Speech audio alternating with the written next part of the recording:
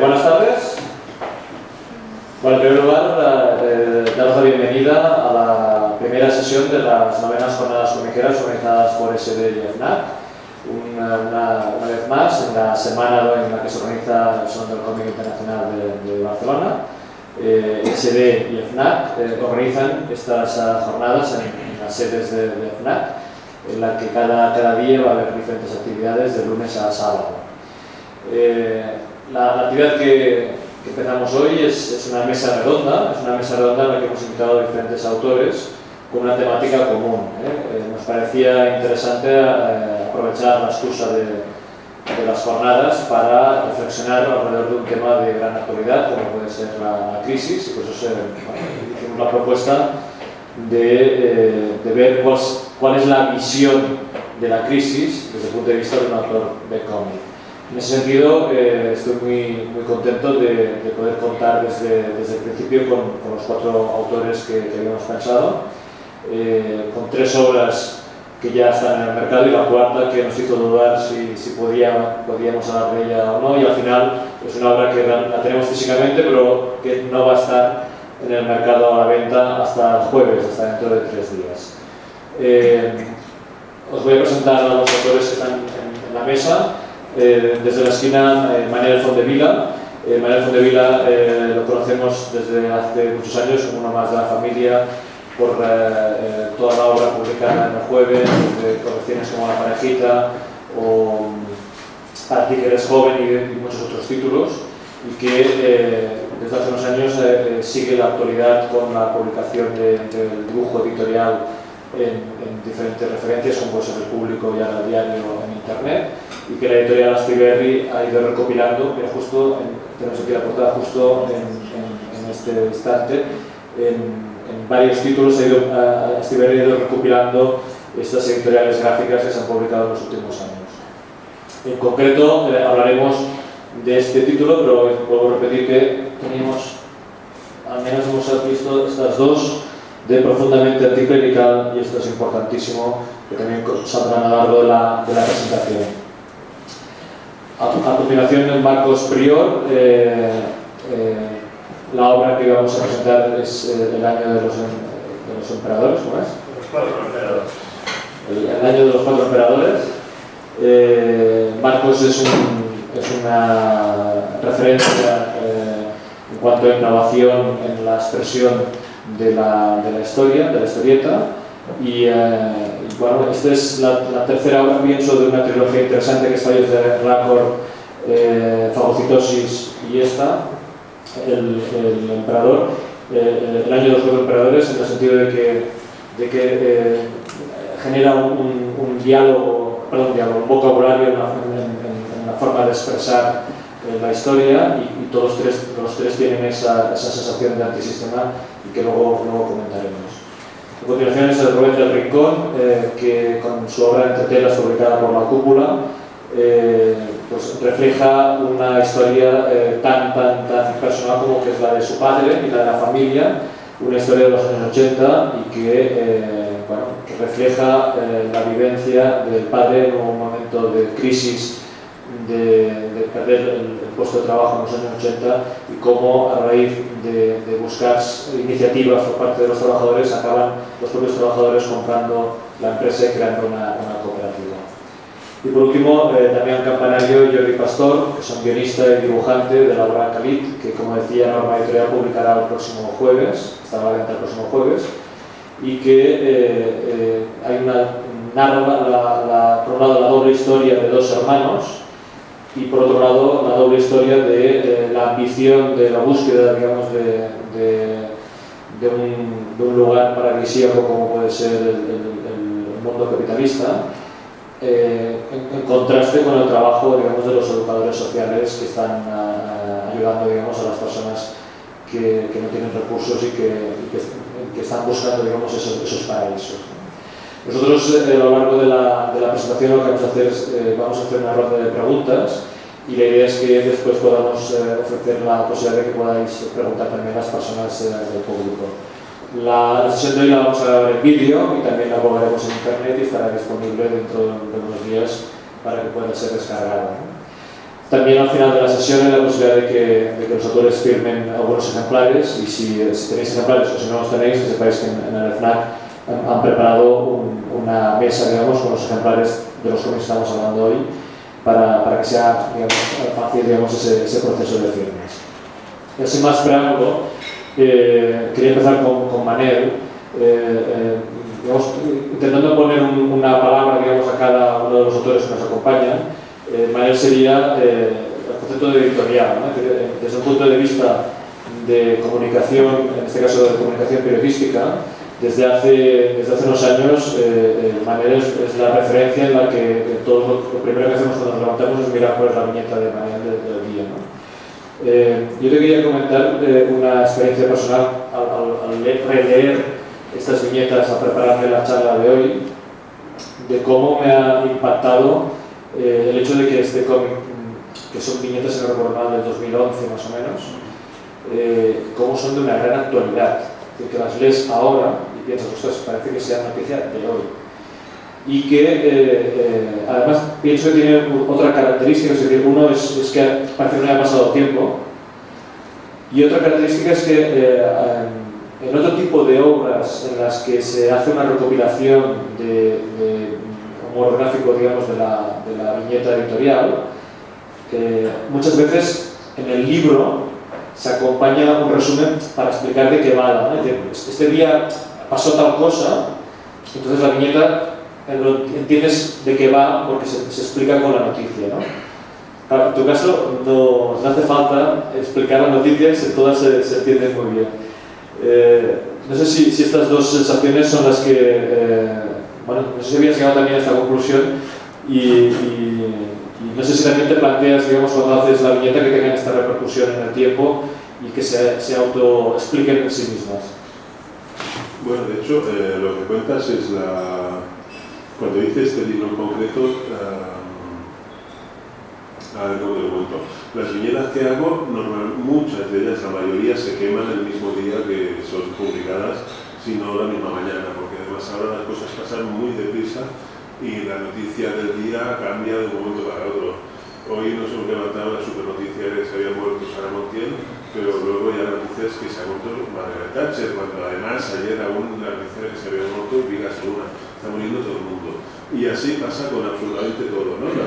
Preparas chistes, a veces lo piensas por la mañana, de esta tarde va a hacer de no sé qué, y no sirve ya porque no. El viernes pasado tenía casi acabado uno de Rajoy con la pantalla de plasma y de pronto imputaron a la infanta. Con lo cual, no es que no sirva ya el chiste de Rajoy, sino que como además hay un fenómeno social, que son las redes, no sé qué y tal, el tópico este, que ya podemos quemar ahora ya, de repente es que el tema de Rajoy ya no existe y tú puedes sacar tu chiste de Rajoy, pero no estás en el circo de la actualidad que a mí particularmente me daría más igual, pero como entiendo que me pagan para hacer el chiste de lo que está pasando, pues no vamos a quitarlo todo y vamos a ver qué le pica a la infanta boleta. Pero bueno, es igual. Entonces, los chistes se queman.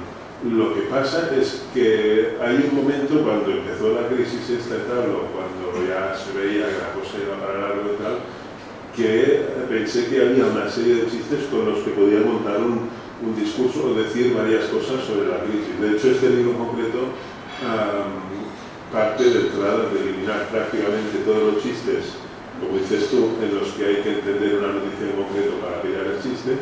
A veces son mejores incluso los que hay aquí, pero a mí me interesaba construir un discurso e incluso ordenándolos de una forma que hay chistes que no son igual los que más me gustan de todos los que he hecho, pero que me sirven para En el contexto que en el contexto y tal, y de dar muchas visiones o de contar muchas cosas sobre la crisis que, por un lado, es muy sencilla, digamos, o sea, la gente que tenía mucho dinero quiere ganar más y no lo voy a gastar, y por otro lado es complicadísima porque tiene muchos matices y muchas cosas, y el papel de la gente, no sé qué, y en 5 años no han parado de pasar cosas continuamente, con lo cual un poco el reto es intentar sí, que se refleje el estado de la situación más que la noticia en concreto, ¿no? de este caso. Bueno, yo no lo había pensado así como lo estás explicando, me parece muy interesante porque das más valor al libro, a la publicación. Sí, en este caso era... Y además son historias que ya has leído en su momento y además las lees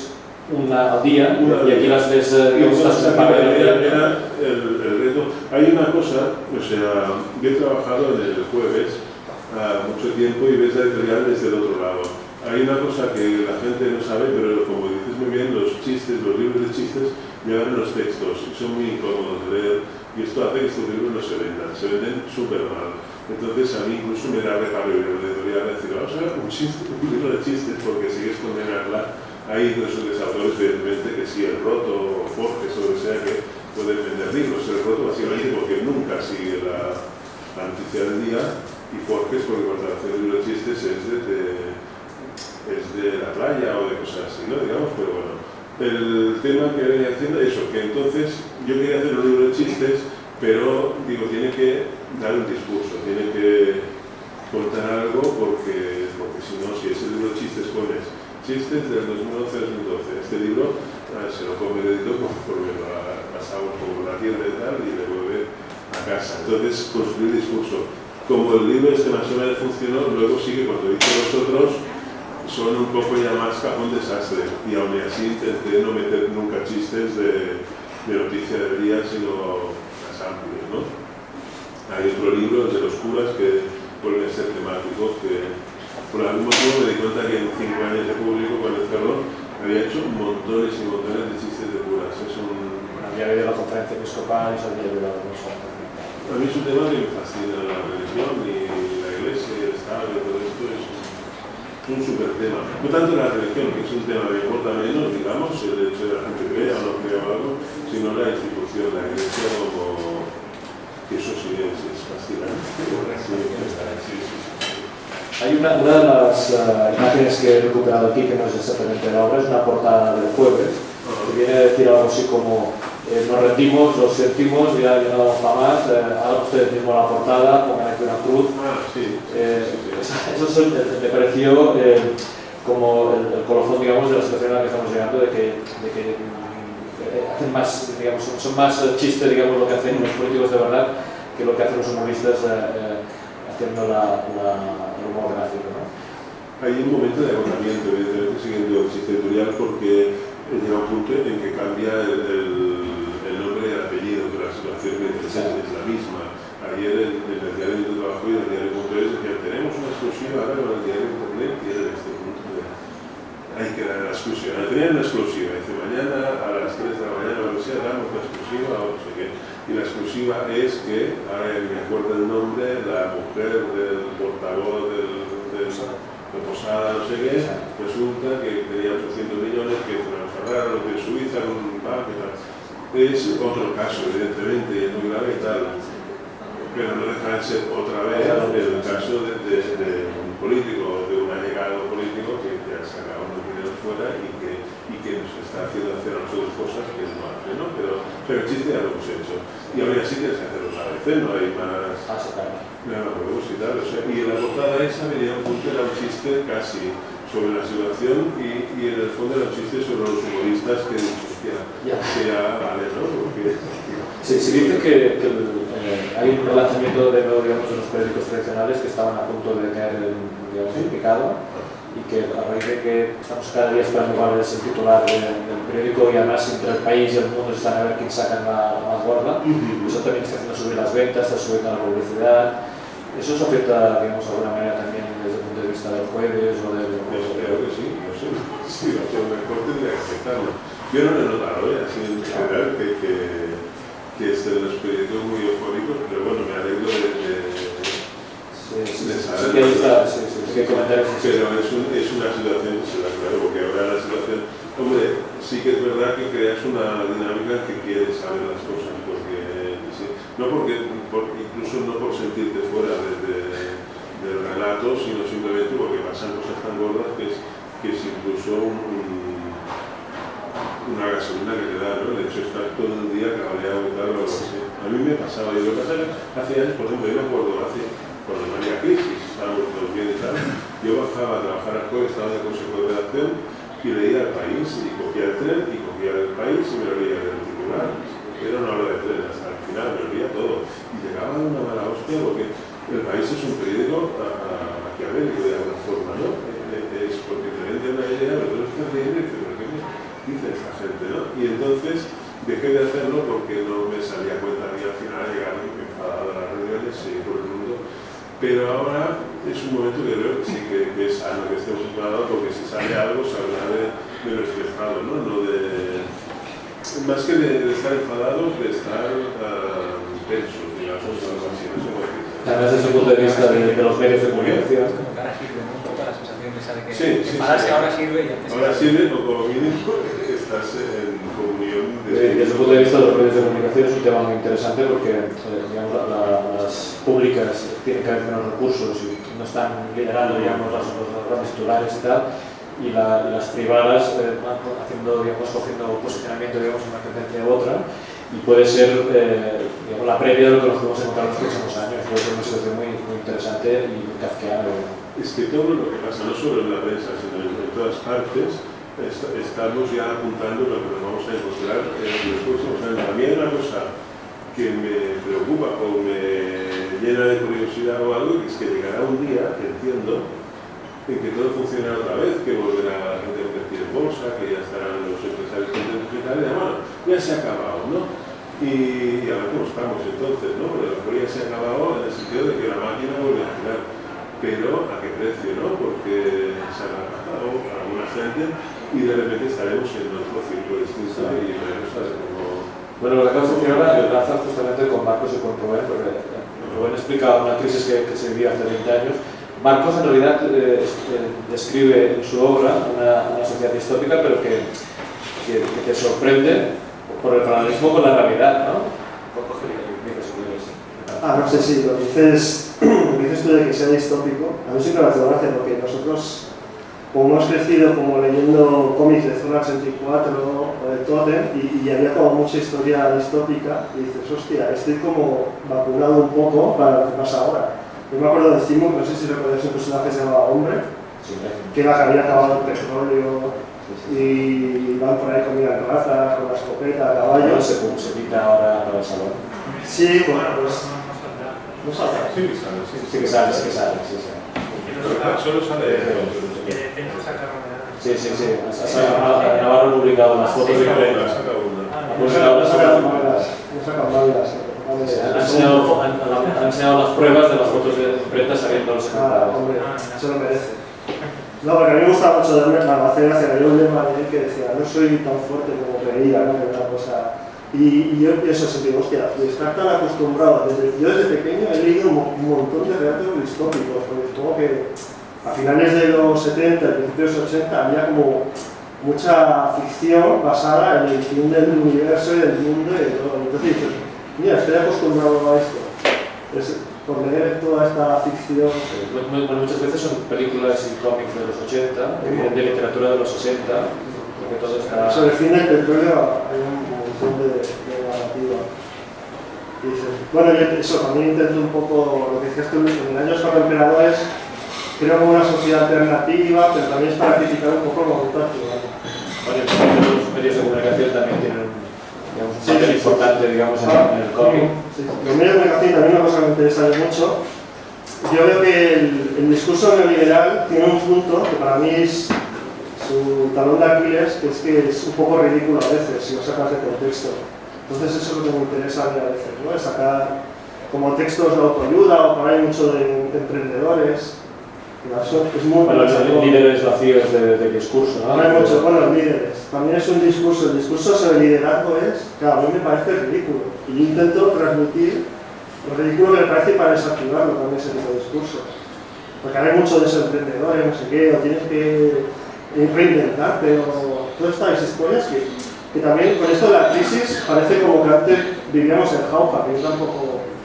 Quiero decir, yo casi vivo igual que en el año 2002. Porque eres dibujante. No, pero yo creo que una buena parte de la población tampoco era que se vivía aquí que era la panacea. O sea, el neoliberalismo, llevamos 30 años, ahora que han pasado que han pisado el acelerador, eso sí. Se ha pasado los juegos. Yo antes decía de poner una palabra en cada uno de nosotros, en tu caso una palabra que yo creo que te viene muy bien es la de lucidez. Yo recuerdo como un gran descubrimiento en la primera obra que leí de Fallos de Raccord. Y bueno, yo te admiro cuando lo leí pensé, este tío va 20 años por delante de nosotros y eso también tiene su riesgo, es decir, avanzarte, digamos, digamos, nosotros estamos en una sociedad absolutamente gráfica, digamos, visual, todo nos entra por los ojos, todo, y en cambio los cómics, todo el mundo, pero los cómics son los mismos, digamos, la viñeta, el bocadillo, digamos, toda la vida. Y tú rompes con ese esquema e introduces todas las posibilidades, digamos, del medio que crees que tienes en tus manos y haces una revolución, digamos, en el discurso. Y apuesta por ti claramente Diávolo, yo creo que también hay que reconocer la apuesta de la editorial. Y luego el riesgo de innovar en el formato. ¿Cómo vives la experiencia? ¿Cómo va reaccionando? ¿Qué te dice el público cuando te habla del contenido?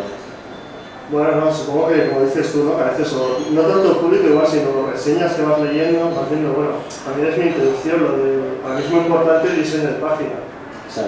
Y la contraposición de páginas y toda la estructura, para mí es... Y asumir eso también, yo asumo que no es muy comercial a veces, o igual en este país no lo es, sobre todo. Y a ver, claro, a mí es lo que más me interesa y lo que para mí tiene un aspecto lúdico, siempre digo lo mismo, ¿no? Que para mí es también más fácil trabajar de esta forma, pues también es lo que más me interesa. Pero claro, asumes el riesgo de que no va a ser un bestseller. Bueno, de momento.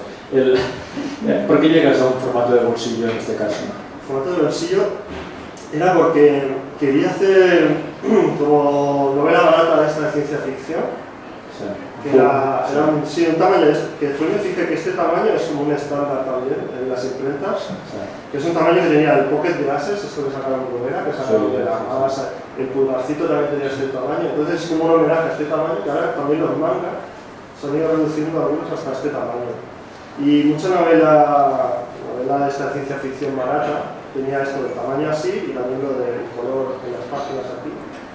Y eso es lo que me interesaba un poco, como que tuviese un aspecto como algo barato. Era mi idea. Bueno, entonces decíamos el discurso ligado con nosotros dos, con Rubén.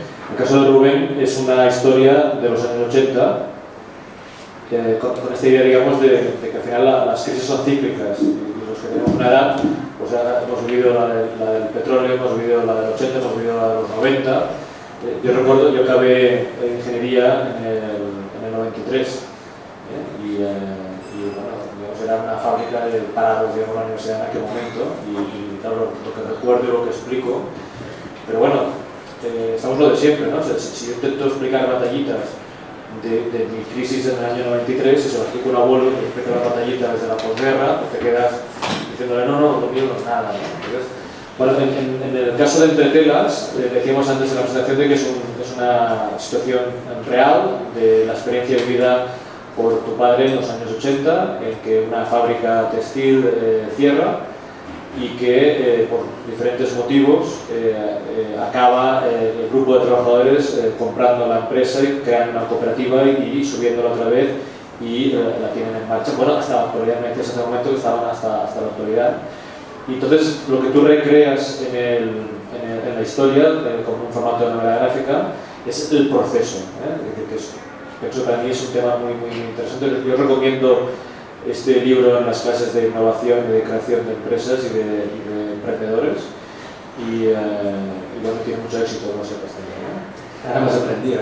Hombre, sí, porque muchas veces lo que vemos es el antes y el después, pero no vemos cómo llegas, ¿no? Y yo creo que aquí entiendes por qué pasan las cosas te implicas con los personajes, comprendes los comportamientos, porque recuerdas, hay un momento de exaltación violenta, no sé qué, es decir, entiendes por qué pasan las cosas, entiendes el contexto social también, porque lo explicas muy bien con las ayudas de la familia, con los hijos, etc.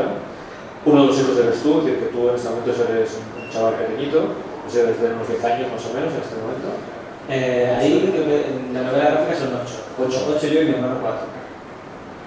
Y tu hermana que está en el vientre de tu madre. Sí, que es la que llega en el momento más inoportuno.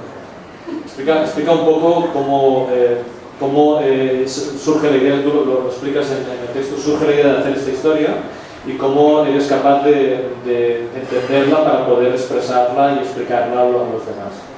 Pues, la verdad que me ha sorprendido cuando has dicho eso de lo que acabas de comentar, que me levanta las cejas hasta aquí atrás, porque mi idea real no era ni sería capaz siquiera de plasmar un momento de crisis como el que sucedió en el 82, que no solo fue la fábrica en la que trabajaba mi padre en la que cerró, sino que hubo un montón de fábricas que cerraron y todo el mundo que iba a la calle no encontraba trabajo porque estaba todo el mundo echando gente o cerrando fábricas. Lo que pasó con este libro fue que tarde yo me enteré yo siempre he visto a mi padre trabajar en la FOU y yo estaba presente en estas anécdotas de la fábrica, pero claro, como niño que era, no fui consciente de esta operación, de todo lo que ocurrió. Claro, no, de hecho mi padre nunca nos lo había contado, pero como mi hermano sí llegó a trabajar en esta fábrica en una época, los compañeros de mi padre que se lo iban encontrando, pues a veces le comentaban alguna anécdota. Entonces mi hermano fue el que vino a contarme a mí: oye, ¿te ha contado a ti alguien todo esto que liaron esta gente en los años 80 cuando se quedaron en la calle? No sabía nada, mi padre nunca cuenta nada. Y a partir de ahí empezamos a investigar, a contar anécdotas y me parecían tan divertidas y tan inverosímiles y todo como de gente con la idea muy clara de que querían una cosa y sin medios pero con imaginación consiguieron llevarla adelante, que lo que me interesaba al principio era contar la historia lo más veraz posible con respecto a cómo lo oíamos nosotros. Pero lo que no fui consciente es que luego dejará, digamos, esta sensación de un momento tan claro, digamos, que esto ha sido un poco igual un daño, un efecto colateral de querer hacer la historia lo más real posible y lo más fiel posible. Tú en la historia te basas, por decirlo, si tu padre se leyó el guión antes de que empezase a dibujar o no. Sí, se lo leyó él antes. Bueno, es que con mi padre es muy... Bueno, mi padre, los libros, los cómics, todo esto, nada. Entonces, enseguida que le preguntas algo, como él se cree que como te ha visto toda su vida allí con él, pues se cree que tú has vivido todo lo mismo que él y que sabes lo mismo. Claro. Y cuando tú le preguntas algo, pues siempre te contesta, pero claro, hombre, te lo he contado 1000 veces. Bueno, pues es que ahora me interesa este detalle en concreto. Cuando fuisteis a ver al abogado, este abogado que tú quieres saber, ¿qué os dijo? Otra vez me vas a tener que explicar esto. Entonces, claro, ya ni preguntaba, ya tenía que yo le volviese a llamar o volviese a preguntarle durante toda la construcción del guión y el esquema, la línea de tiempo y todo, que a mí lo tenía asediado a preguntar. ¿Cuál ha sido la reacción de las otras personas que participan en la historia? ¿Cuál ha sido? La reacción, digamos, de los trabajadores de la fábrica. Pues a los que más les ha gustado ha sido justamente a los que son más ajenos a la historia, por decirlo así. Porque mis padres, como lo han vivido en primera persona, ellos supongo que ven una historia allí que cuenta más o menos lo que vivieron, pero no es lo mismo que lo que han vivido en primera persona. En cambio, la gente que no está tan involucrada en mi casa o en el proceso de cómo lo vivió mi padre, cuando lo ven, es como si lo hubieran clavado. Hostia, si era así, esto era así todo, tanto lo que cómo vivían en la fábrica, las perras que hacían dentro, porque en aquel momento tenían 30 y pocos años. Y bueno, los hombres siempre son un poco gañanes, y siempre estaban haciendo animaladas por la fábrica, claro, al ser de ellos encima, entonces muchas anécdotas vienen de... También hay pienso que un gran trabajo de documentación también, ¿no? En la ropa, no sé, en el comportamiento, en los coches, en la ciudad. Sí, todo lo que he podido, ¿Son fotografías de familia? Hace años que sí, siempre me documento por todas partes, de fotografías familiares, el archivo histórico de Olesa, que tiene un montón de fotos del polígono y todo esto, y bueno, de dónde he pillado, de todas partes. Y explícanos lo que decía antes de por qué acabas haciendo el cómic y cómo, digamos, la editorial te acaba diciendo que sí y planteas la idea. Eso reventar un poco el final, O sea, que cómo se llega a publicar, ¿no? Desde el final sobre todo. Pues esto viene, yo empecé a hacer esta historia por amor al arte, ¿no? Como Enrique dice, porque yo veía que era una historia muy chula y queríamos hacer un documental. Con mi hermano hace edición de vídeo y todo esto, hace cortometrajes y queríamos hacer un documental fotográfico con documentación y con todo esto que habíamos encontrado, pero era escaso, no era suficiente. Entonces, como no encontramos la manera de enfocarlo, pues yo me lo llevé a mi terreno, que es el cómic, y decidí hacer un cómic. Me cogió en un momento en que estaba con mi padre parado y bueno, creo que acababa de terminar los 3 mosqueteros para Francia y estaba en el impasse ese de que no encuentras trabajo en ningún lado, vas haciendo pruebas para todo el mundo y acabas aburrido. Y hablando como uno era, le había contado esta historia y me dijo, hombre tío, ponte a hacerla ya porque si no vas a perder manos, te vas a hundir ahí en el círculo vicioso. En el hoyo este de por qué no salen las cosas, y hice caso y empecé a hacerla. Lo que pasó es que teníamos un viaje a Nueva Zelanda pendiente y claro, entonces para la historia, en la página 20 o así se detiene la historia. Y cuando al volver de allí, para un viaje tan lejos en el que te gastas el dinero que has ahorrado y llegas y ya necesitas volver a vivir de algo, entonces yo lo dejé aparcado para buscar trabajos y otras cosas. Bueno, esa era la idea que tenía. Y estando allí, estando en Nueva Zelanda, pues llamamos a mis padres, hicimos una llamada para ver cómo estaban, y esto que ha pasado, que el circuito vital de la fábrica llegó a un momento en que estaba a punto de quebrar y estaban esperando que la comprara una empresa más grande. Cuando la compraron, por fin, fue cuando estábamos en Nueva Zelanda nosotros, yo y mi hermano. Y cuando llamamos a mi madre, nos dijo, mira, por fin han vendido la fábrica, todos estos temores que tenía tu padre ya se salvan. Digo, ¿y cómo ha quedado? Pues mira, les dejan las mismas condiciones laborales, la antigüedad, todo el mundo en sus puestos, todo igual, pero vamos a pertenecer a otra gente. Y hostia, qué bien. Y a raíz de ahí, pues nos ingresaron a cada hermano una parte. A mí me tocaron 3.000 euros. Y esos 3.000 euros los administré, porque al volver no pensaba terminarlo porque ya no podía, los administré en lugar de buscar trabajo, en vivir los 3-4 meses que me quedaban para acabar el libro. Entonces, gracias a la venta de la propia fábrica, se cerró un poco el círculo de la historia y pude acabar la historia. O sea, yo que soy un poco así... Vendes al final el cómic, pero con la obra acabada. Sí, o sea, ya lo vendí. Un proyecto... Yo permitió acabarla, pero no rentabilizarla tampoco. Simplemente poder acabarla y que saliera. Nada más. Sí, ya la idea de hacerlo un poco así. ¿Sabes si tiene salida en otros países? De momento no. Bueno, había un editor belga que estaba interesado, pero esto fue hace 2 años, creo. O sea que estas cosas sí. No, porque yo creo que es una historia muy universal. Yo estoy muy encantado, digamos, desde esta perspectiva, digamos, de emprendeduría. Y el otro extremo, ya por último, es desde Khalid. No sé si dice así, Khalid. Sí. Pues, bueno, la obra no la, digamos, yo la he leído, pero no va a estar en el mercado hasta el jueves. Cuando estamos haciendo aquí primicia, la presentación oficial, digamos, de la obra. Y surge a partir de la experiencia personal del guionista, que es el Damián Campanario, que trabaja en educación social, conoces, digamos, anécdotas, algunas las has vivido, otras las conoces por la pareja o por el sector, y que en un momento determinado que decides realizar la historia y buscas autor, esto es como la historia en busca de un autor de cómic, acabas encontrando a Jordi. Explicas un poco, digamos, como las personas de la sala no conocen la obra, ¿qué es lo que nos vamos a encontrar cuando veamos Khalid? Bueno, cogemos sí. el... al contrario de la mayoría de nosotros, los protagonistas de la historia siempre están en crisis. O sea, son gente que está en riesgo de exclusión social. Y bueno, cuenta la historia de 2 hermanos, Marevis, uno que vive en un centro de acogida en Barcelona, malviviendo, y que bueno, que vende a su familia en Marruecos, que está aquí trabajando, que le va muy bien las cosas, y bueno, esa imagen que vende de la familia hace que su hermano pequeño decida emprender el viaje también de Marruecos a Barcelona, poniendo en juego su vida, bien escondido debajo de un camión y tal, y con un autocar, y bueno, vemos por una parte la vida del hermano mayor en Barcelona y el viaje del hermano pequeño de Marruecos a la ciudad, ¿no? Y a la vez pues, vemos un poco también el trabajo que hacen los educadores sociales que trabajan con el hermano mayor, intentando alejarlo pues, de la mala vida, de las drogas, de los robos, de los delitos que comete y demás. un poco la historia que contamos.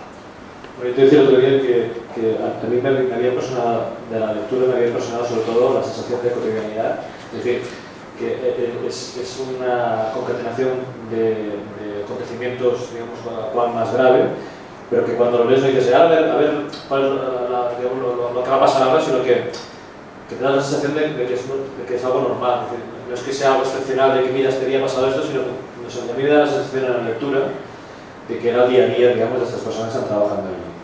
Yo creo que en ese sentido lo has hecho bien, digamos, en el discurso. Que, digamos, la historia se puede leer perfectamente como un inicio, un desarrollo y un final, pero que me da esa sensación de que para las personas que están trabajando con estas dos historias paralelas, la historia de los dos hermanos y la historia de los educadores sociales, en la historia de los educadores sociales es una sensación de cotidianidad, como si te levantas por la mañana y te vas a encontrar eso.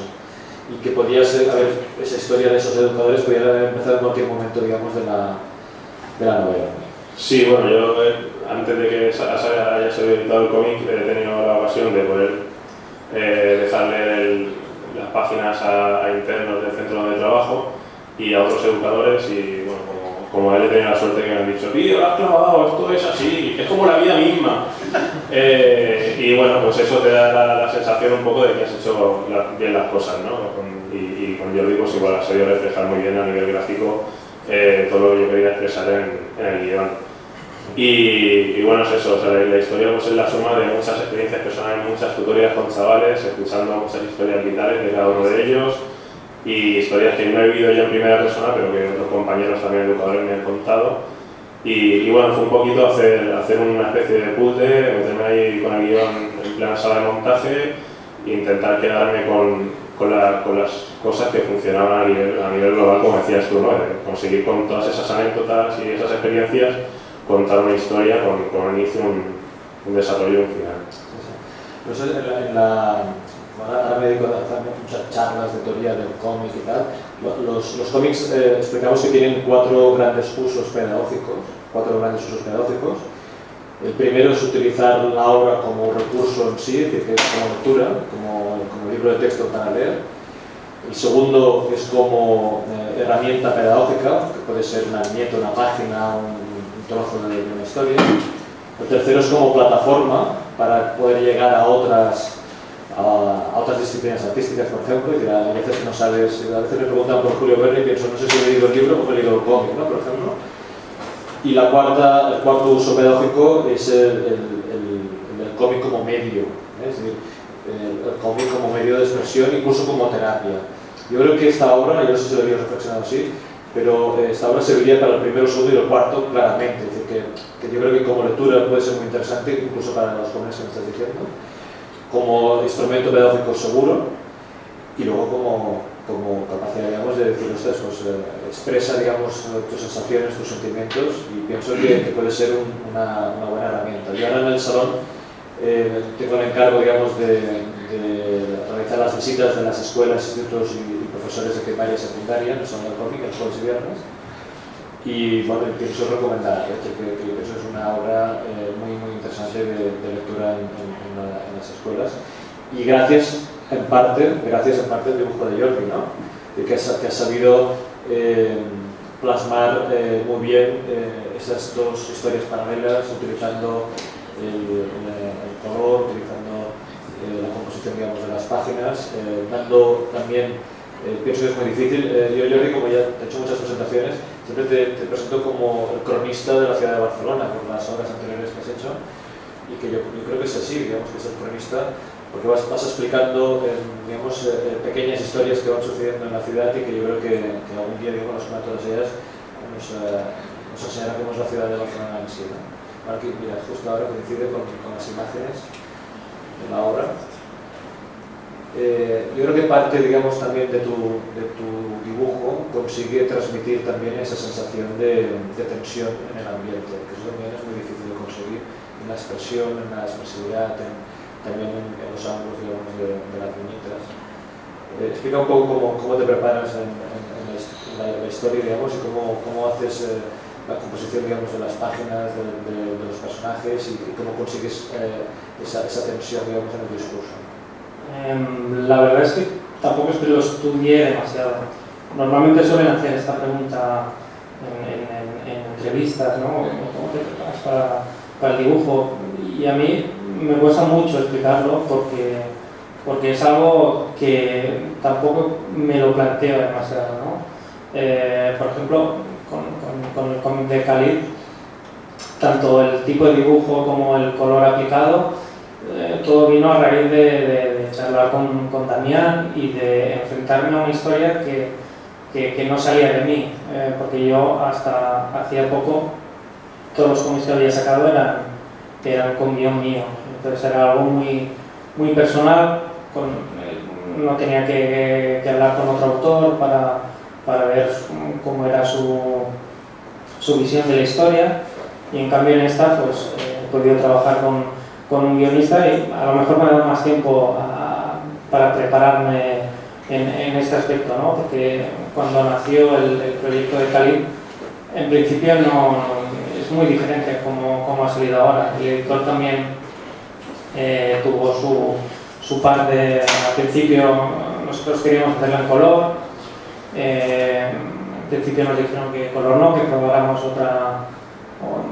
forma de representar el dibujo, y al final decidí tirar por el bicolor y utilizar el color como medio narrativo en un principio, y en las páginas finales ya de forma emocional. ¿Tú tenías todo el guión entero cuando empezaste o no? Bueno, es que el cómic sale de a partir de una historia corta que salió recopilada en un libro, el Barcelona TM, y ahí más o menos ya veías para dónde tiraría la historia. Empecé a dibujar sin tener el guión entero, ¿no? Las primeras páginas de prueba, pero luego ya Damián me pasó todo el guión, incluso hubo algunas cosas que trabajamos juntos en cuanto a narración, y bueno. Ahora yo había leído el cómic en el ordenador, y ahora al tenerlo en la mano he visto que había un prólogo. Explicad un poco cómo llegáis a la intervención, digamos, del juez. Explica un poco. Bueno, el prólogo lo escribe Emilio Calatayud, que es un juez de Granada, que ha escrito un libro que se llama Mis sentencias ejemplares, y bueno, es un juez un poco especial, porque bueno, cree en los chavales y en la reinserción, básicamente. O sea, cree que para reinsertar hay que educar, no hay que castigar. Evidentemente, cuando un chaval ha hecho algo gordo, acaba en un centro cerrado, pero si son delitos menores, intenta trabajar de otra manera. Ha habido casos que les ha obligado a hacer un cómic sobre el delito que han cometido. Hay otro chico que lo obligó a sacarse el graduado escolar. Hubo otro chico que suspendió todo y le dijo: si en septiembre no apruebas por lo menos 4 asignaturas, te meto en un centro cerrado. Y el chaval aprobó las 4 asignaturas. Bueno, ha creado mucha polémica y bueno, es un juez que yo conocía un poco su trabajo, había leído el libro. Y bueno, por el tema que comentaba, que aún sabía que a uno de los menores lo había condenado a hacer un cómic, sabía que estaba un poco sensibilizado con el medio, y pensé que sería genial tenerlo como prologuista en la obra. Lo comenté con Alex, con el editor, se informó un poco, vio lo que había hecho, vio vídeos que tiene Emilio en internet dando charlas a padres y tal sobre educación y demás, y le pareció una idea genial, se puso en contacto con él y al final pues leyó el cómic. Fue una condición que nos puso para hacer el prólogo. Antes de comprometerse quería leer el TVO para saber si íbamos en la misma onda que él y demás. Le gustó y al final decidió escribir el prólogo. Fantástico. Pues a partir de este momento, si alguien de la sala quiere intervenir, que Espera, que me quedan con las ganas de saber la palabra para Rubén y la palabra para nosotros. ¿Cuál será la palabra? Ya me he pillado, porque no había preparado. Es hecho cronista. ¿Y Rubén? Rubén, el educador. Pero será yo, ¿no? El educador social. El educador también tiene su... Bueno, había un discurso, digamos, de la parte pedagógica, que pensó que era enlazar, digamos, el trabajo, digamos, del educador con la capacidad pedagógica del cómic, ¿no? Y el Rubén es de la capacidad de narrar una historia. Yo creo que digamos, Rubén es la persona que yo creo que mejor narra, entendiendo que cada historia que es publicada es muy diferente entre sí. Con lo cual, lo que tiene en común es el artista, la capacidad, digamos, de poder explicar, ¿no? Lo que te decía, digamos, no sé si te he dicho la palabra exacta, pero que comentaba que tienes la virtud de saber explicar una historia que los demás lo entendamos y que tenga un sentido, digamos, y que haya una coherencia en el discurso. ¿De cronista? Muy bien. Bueno, si no hay preguntas, yo precisamente en el caso de Rubén le quería preguntar que como estamos diciendo que es el caso más claro de que cada historia es muy diferente, a mí me gustaría saber en qué estás trabajando ahora o si qué ha habido después de Entretelas o qué estás trabajando ahora. Pues después de Entretelas, a ver, la verdad es que ha sido un montón de cosas. Bueno, te seguimos con los vídeos, ¿no? En internet. Con los vídeos. Con la Richie Web Series. O sea, Bueno, hacemos una web serie. claro.